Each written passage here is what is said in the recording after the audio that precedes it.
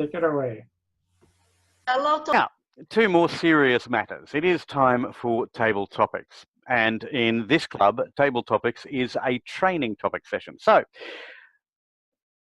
you're asked to prepare a training module for a group of volunteers in a community group outside of Toastmasters, in an area where you have some expertise. That's the background to all of my questions today. You're being asked to prepare a training module for a group of volunteers in a community group outside of Toastmasters in an area where you have some expertise. Mufid, can you describe for us in 2 minutes or so what steps you take before you begin the design stage of the module? So you're being asked to design this training module. What steps do you take before you begin the design phase? Right, before I ask the question, can I ask Michelle to take the time for this, please? Right, designing a training module usually should start with meeting the stakeholders.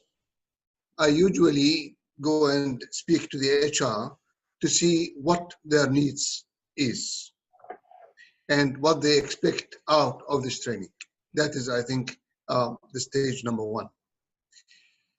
Then after that, I'll be doing preparing the material, which is the, let's say, my presentations, if any, should be, and preparing the outline, let's say, before the presentation, the outline, and then we'll start putting the time schedule for the training. Would it be a 1-day training? Would it be 2 days training and whatever? So once you put the outline, it would be easier for you to put the slides or the material in action. Now, I should also have in mind, let's say, a caution time for interruptions, for plan B if I need to, and for the unexpected topics that might rise up in training. We all know that in training sessions, usually people keep jumping in and putting new items, new questions, and you will be prepared for that. So in short, I would say preparation is first to decide the scope, and then to start putting the material, and then get rehearsal for that material. Maybe if you are within a team of training, then you would split the duties into the team if you are more than one. So the last thing and final thing is to try to give some room for a feedback to review what you have done and where you can get better. So that is really my module, I would say, and for new training material. Back to you, Mr. Toastmaster. Thank you, Mufid. Thank you very much. Funnily enough, almost all of the issues that I'm going to be talking about, or at least asking you to talk about over the next few minutes, relate to the things that Mufid said. One of those is, and Scott, you heard Mufid say that one of the first questions that he would determine is how long the module is going to be. Let's say it's a 60-minute training module that you're being asked to present. What sort of structure would you use in that 60 minutes? So again, for a period of up to 2 minutes in our training topics. Scott, what sort of structure would you use to design a 60-minute training module? Thank you, Graham. Well, I'm an interactive sort of person, so I would, rather bombard them with information on information, I would have activities, something to get them into being involved into it, so they can really enjoy it, because there's nothing worse than just sitting down for 60 minutes and just hearing all this information coming on top. So what I would use in that 60 minutes, I would use activities and different techniques, get people into small groups and discuss what I've designed in the training module. So that's how I would structure it, because that's the best way of learning. It's, you know, you can have information given to you, you can see PowerPoint presentations, but if you've got to do it yourself and you've got to go into small groups and formulate and have activity, and also it's fun. And if it's fun, you're going to remember how it's, what it's all about. And you can take that away. And a part of it, I would have some give handouts to take with them so they can remember or call back on what they've actually done in those activities. So for me, I think activities, get them involved. What they're involved in, they will take away with them. And it's a heap of fun. When I go to a training session, I always love having an activity where I can remember and have fun and have a joke and have a laugh. And believe it or not, a week later, I can still remember. If you were just being bombarded with information, you'd walk out of that room and within half an hour, you'd probably forget everything. But if you've got activities and it's fun to do, you'll take it away and you will make sure you read that takeaway and you'll remember that information for a long, long time. Back to you, Graham. Thank you, Scott. Thank you. Scott spoke about using interactive activities. Mathilde, can you outline some interactive activities that you might use to get audience involvement in your training module? And what would you need in terms of physical equipment or whatever to accomplish that? So what sort of interactive activities and what sort of technical material would you need to use?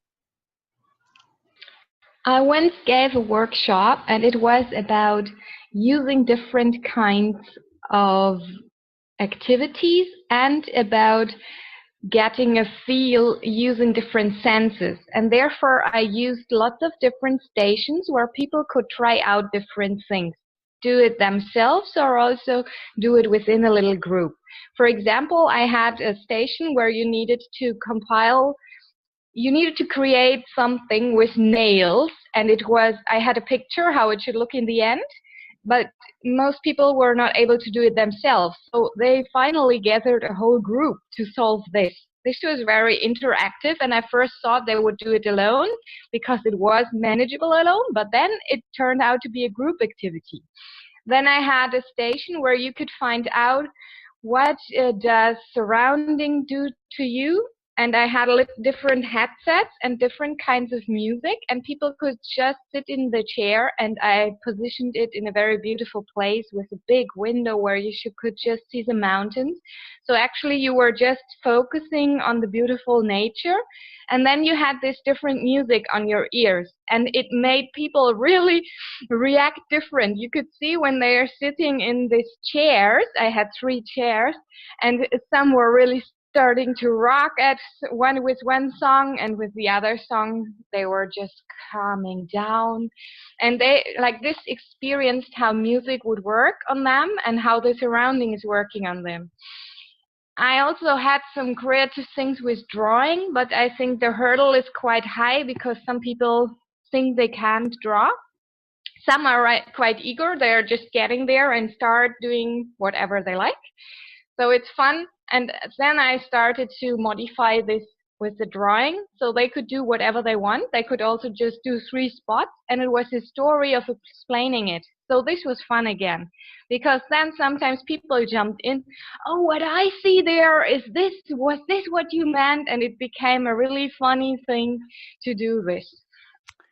That were my ideas, so back to you. Thank you for this question. Thank you, Mathilde, for some great ideas, and I'm going to steal some of those for my next training session, I have to tell you. Mufid spoke earlier about the obstacles that we face when we're delivering training modules. Michelle, you knew I was going to ask you this. Can you tell us what sort of obstacles you might face in a training module and what works for you in overcoming those obstacles? Again, for 2 minutes, please.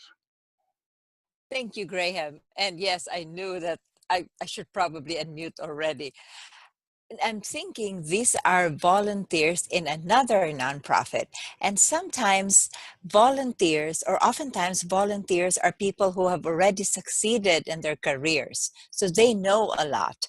And because they know a lot, they volunteer, they want to share this. So that would be one of the hurdles. This would usually not be new people who don't know anything, who just want to learn, many of them would want to go there and be the trainer themselves.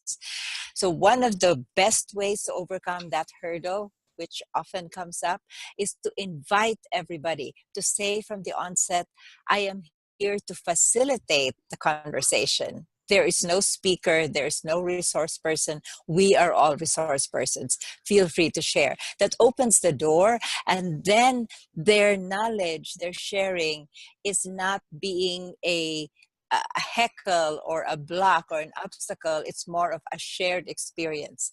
The second thing is, and I think this happens with all nowadays, but especially with busy volunteers, technology. They will be carrying around their smartphones. They will be checking, maybe there's an emergency, a child needs to be saved, and so on. So I would not tell them to turn off their cell phones, because that makes some people get really jittery.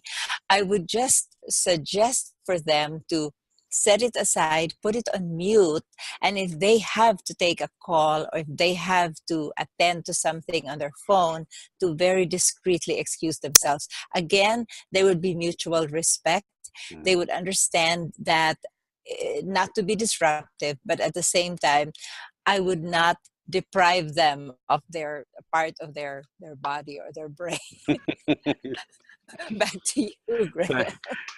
Thank you, Michelle. Yeah, I have to say, I don't think I could survive without my mobile phone, and I use it all the time. Corey, I know you have to leave soon, but before you do, one of the problems that we face as trainers is that sometimes we fall into doing the same thing that we've always done because it's always worked for us. Habits, if you like. And of course, the theme for this meeting is the power of habits. Tell us about habits that you have found yourself either willingly or unwillingly used in this sort of session. All right. Thank you. Thank you so much. Let's think about some habits. Yeah, like I was thinking, actually very interesting, that I left a habit. I mean, this is in general, not only for the meetings, also for life, which is like 3 years ago. I came back to Turkey, and I said, I'm going to stop using if. So no more using if. Always looking forward. Never say, if I had done this, if I had done that. Kind of like that habit that everybody has. You always say if, which creates a lot of stress, and then there is no turning back. Even when you say something or when you have done something, still, when you use that, it doesn't help. So it's the same thing. I mean, we can make mistakes. I mean, we're all human. Nobody's perfect. But I stopped using if. I always look forward and seeing and then doing my goals, thinking about what I'm going to do. And even like when I'm giving trainings, I'm doing everything. I do my planning before, and anything happens, I kind of like, I don't look back, but I take my notes that I don't want to do it again. So I use it. I always look at my notes. So that's one of the habits that I stopped, because prior to 2015, I was always thinking about that. And that was really making me upset. And that's what I'm thinking. But I mean, it's great to have great trainings, but always there can be some problems. But again, as long as we are all together and learning something new, and anything that you learn also trigger your brain. So right now, even look at this platform and listening different speeches and seeing different speakers. So we are triggering a lot of things in our brains. So thank you very much, and hope to see you guys again. I will be leaving soon. It's a great meeting. I mean, you guys doing great. I'm very happy to be here. So I hope to come back. Thank you. And we'd love to see you back again. Thank you for coming along today, Corey, and thanks for taking part in Training Topics. Now, Denise, I haven't asked you a question in training topics, have I? No. So, can you tell us about a training session that you have run, what worked for you, and what didn't work for you? And I'm looking particularly for training of volunteers. In a training session that I do, what worked for me and what didn't work for me. Okay. What worked is easy, because whenever I want to make people active, I start telling them something to do in pairs. So, and then next step, I ask them to do the similar thing in groups. So I don't push them into groups right away. That's why people are more easy to talk to each other, and it creates the energy and it opens up them. And then when I ask them to do the more important discussion, maybe in a smaller group, they don't hesitate. They just do it because they're already in the mood of talking and sharing with somebody else, at least. That works. What didn't work? Maybe one time I can give an example. The examples I was giving, I didn't know the audience so well, but I didn't have the opportunity. Like, I'm training in different cultures in different countries when they invite, and I try to get information as much as possible about my target group from the organizers, but that doesn't work out all the time. So sometimes I end up there with a group that I don't know at all, and I try to get to know them during the session. So I ask questions in the beginning. I try to make them reveal about themselves, so that I arrange my examples or speech stories according to them right on the stage.